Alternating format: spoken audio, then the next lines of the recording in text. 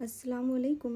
आज के इस वीडियो में हम हुरूफ़ तहज्जी के रे और उसके हमशक्ल हुरूफ को ख़त नस्तालिक में किस तरह से लिखते हैं उसे पैमाइश के ज़रिए सीखेंगे। जैसे कि रे की शुरुआत तिरछे कत से होती है और बाद में ये आगे की तरफ 1.5 कत लाया जाता है। रे की जो हाइट है, ऊंचाई है, वो 2.5 कत होती है।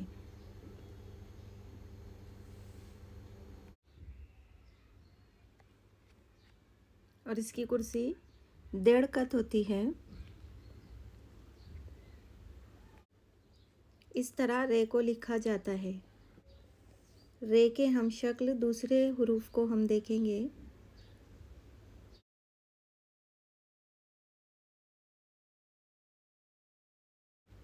ये है जे।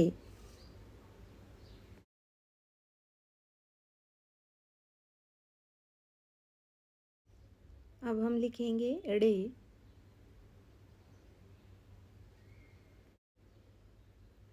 और आखिर में जे किस तरह लिखा जाता है ये देख लीजिए। इसी तरह आप भी मश्क करते रहे ताकि आपको ख़त नस्तालिक में तमाम हुरूफ अच्छे से लिखते आ जाए। ये एक मेरी छोटी सी कोशिश है। उम्मीद है आप इसे पसंद करेंगे।